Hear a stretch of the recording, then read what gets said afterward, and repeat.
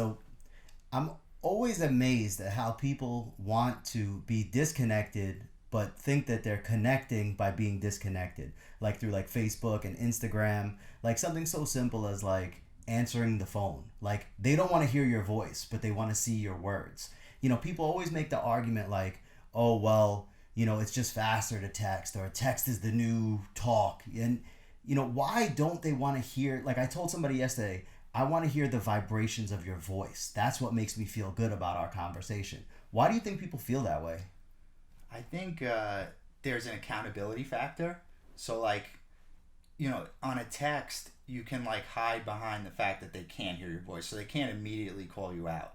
And I think that has something to do with it. And that's the reason that you're seeing, like, keyboard warriors, like, that will say anything over the keyboard. Damn, so you took it there like right away. Like we're not even gonna talk about like texting your mom or your girlfriend. We're already talking about like someone you don't want to talk to texting you. Well, for me, like I've told you this before, that sometimes it feels like work because I talk on the phone all day. Like when I get out of work, I don't want to talk on the phone sometimes. So I'm guilty of that. But as far as why society does it, I think it's just easier. It's just even the metrics at work that they show when people get drip text, like that's like a campaign where a system automatically texts clients, they respond better, than getting a phone call. So weird that's weird. Where it's gone. Like, I don't know if there were more deaths or murders before guns were like a mainstream thing, but like having a gun, you're still somewhat connected because you're still in the same room with the person. But if you had to kill somebody with like a knife or a sword or a bat, like you had to feel the life leaving their body. Like, I could understand why you would want to disconnect from that if you were trying to, disconnect. I mean, that's not even really trying to feel connected, but I can understand why you would want to disconnect from that. But, like, if my mom was alive today, like, I would love to hear her voice on the phone. I wouldn't be texting her. Absolutely. It's definitely way harder to kill someone with a knife than a gun. Because you have to, like, I mean, I'm assuming I've never done it, but I was gonna say, you got something to tell me? No, but I can see why that would be psychologically. Or even strangling someone. Like, that's like darker person feeling the life go out of them. Like, you got to really commit in that case. With a gun, I don't know. I've never shot anyone either, so I don't really know what that feels like. But, like, I feel like this is a little bit less of a commitment than, like, having to actually feel the life leave the person. Like, you could shoot, run, not know what happens to the person afterwards. If you're stabbing somebody, you got to pull that blade out of them. I think you made a good point when you said, you're not as committed. Like, it's the same thing with the text. Like, you don't have to be, you're not as vulnerable, like, when you send a text. Like, you don't even have to respond to their answer or check it. So, like, in your head, like, you could send a text like, I'm done with this conversation.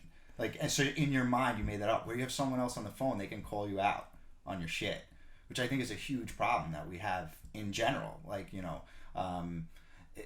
people just, texting things, without creating an actual dialogue. And like that's it. That's there's no checks and balances. There's no scientific method or argument or debate when people are just make a text statement.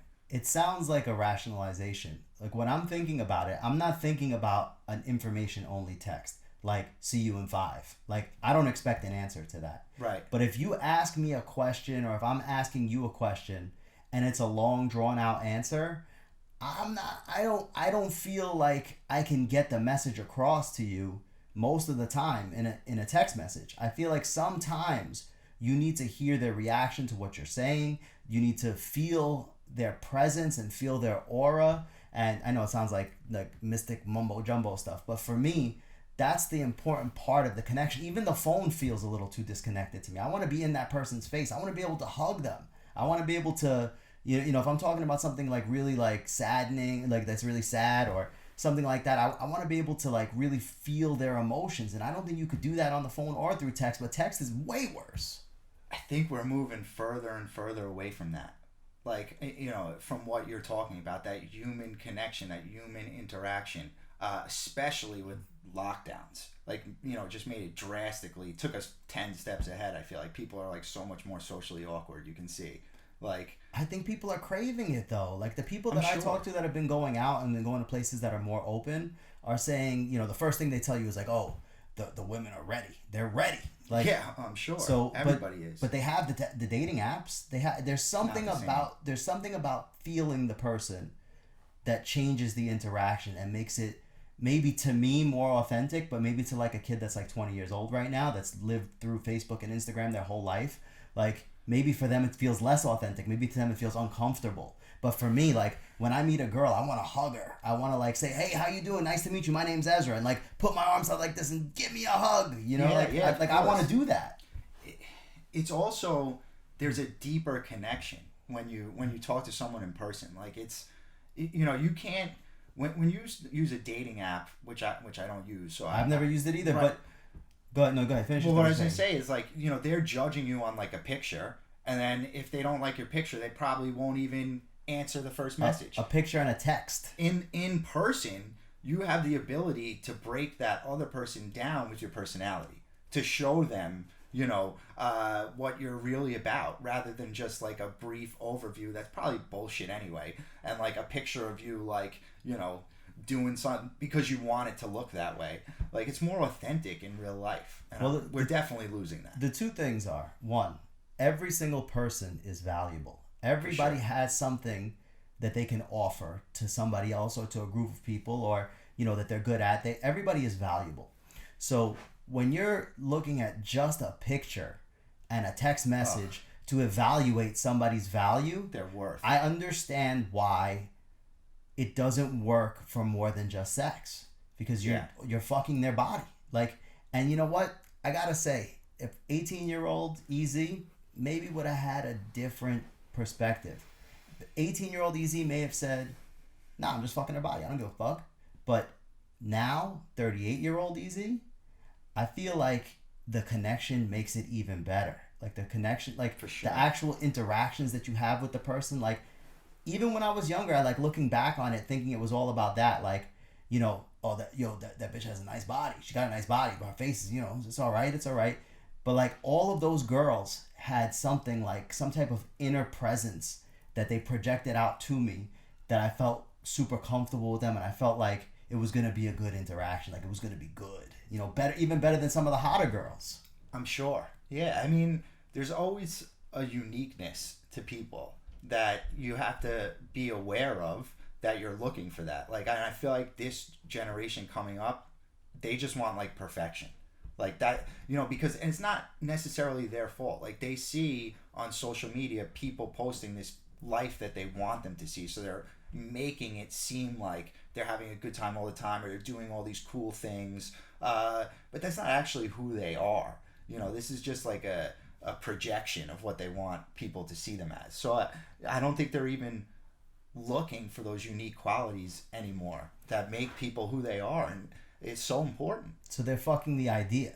They're not fucking the person. They're fucking the idea that this fucking hot girl like maybe has something going on. She's just so hot. Like this is like fucking Kim Kardashian right now. Well, after they meet, that, you know, I don't know what their motives are, right? But they certainly would have to play the game to get there.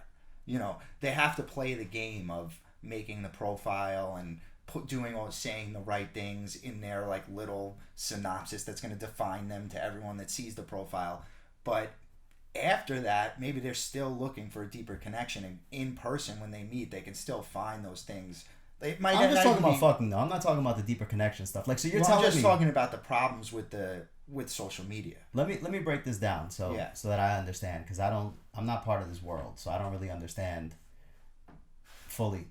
So you're telling me that my two choices are download a dating app, figure out how to make a nice profile, figure out how to make a nice profile. Yeah, she doesn't want to stay out. Figure out how to sell myself, pick my best pictures, post it up. I still have to swipe, and I still have to interact with the person. Or choice number 2, go outside. Yeah, I mean, right before we started shooting, I was actually thinking before you got here, I wish I was going out this weekend. You know, and I know they're opening here in New York. They're opening everything on July 1st. You know, full capacity, no more curfews. So I know we'll be out then, but I want to go out, man. You know, we were out the other week, and it's just so much better. You know, I want that, and I think that's what you're talking about. Well, the other thing that I found out this weekend from a friend of mine who's on the dating apps is that they figured out that they need a call function from the app. And the way that he's... Like an encrypted number? I guess so. So you don't have to give out your phone number. The way that he's scooping, because he's not a top 10% male. He's not a top 5% male. He's a little overweight, decent looking. Oh, I won't ask who this is. Yeah, well, yeah, you know. Yeah, after. Yeah, you got a little too comfortable Yeah, there. yeah. So he said that the way he's roping them is with the call function. And they tell him when he calls, nobody else calls. Oh, so there is a call function on. So they figured this out, and is they put Tinder? the call. I don't know which app it is. He didn't get into specifics on it, but the call function is in there. So does it call from like you don't know what the number? It calls is? through the app. Yeah, so you don't get the person's number. No. But you can call. The app rings. Yeah, that's pretty cool actually. Is it a video chat or just audio? I think you could do both. Really smart. It's good for catfish. Oh, it's great for catfish. It's great for that. Yeah, man. So what is he doing? Like, he's calling. That's what's giving him the better. He thinks that his edge. Because he wasn't getting the highest success rate, and what he was getting was not what he was wanting. Like, he was getting the swipes and he was getting messages, but then the interaction was failing after a few messages. Yeah. No connection. You know, once he started using the call function, he started to be able to build that connection, and he started to have much more success. Well, I think that's exactly what we're talking about, right? Like, you get that personal interaction where it's not just the text, like, here's the message, and then you think about it and respond to it 3 hours later, and then I have to go back. It's not that. It's bouncing things off each other and seeing, like, are they witty? Are they funny? Like, all the things you can't really see in a text. You don't even know if that's them typing the text. They could be giving the phone to their friend. Here, respond to this. Like, at least when you're on the phone with someone, you get a real feel for their vibe or vibrations, as you would say. Let me give you an example, right? Yeah. I know for a fact that I've got a girl's pussy wet by talking to her on the phone without saying anything sexual whatsoever. Now, I know that there's no fucking way in hell that you're going to get a girl's pussy wet by texting her something non-sexual. No, definitely not. And I'm sure, you know, a lot of people have, you know, like, phone sex is a thing, you know. Yeah. But I'm talking about non-sexual right, messages. but I'm just saying, I'm talking about, like, a girl there has said over to the me, phone. "Oh my God, your voice is so sexy." I mean, I feel like I sound like a nasally Jew, but for Yeah. her, the nasally Jew voice was sexy, and she's like, "Oh my God, your voice is so sexy." And as soon as a girl, soon as those words crack the air and those words leave her lips, her pussy's wet. Yeah, I mean, it's you. It's not just the text. That's the difference. Like, she can hear there's someone on the other line of this phone talking to me, and then you can say things to her that can, you know, engage the conversation. That's with anything.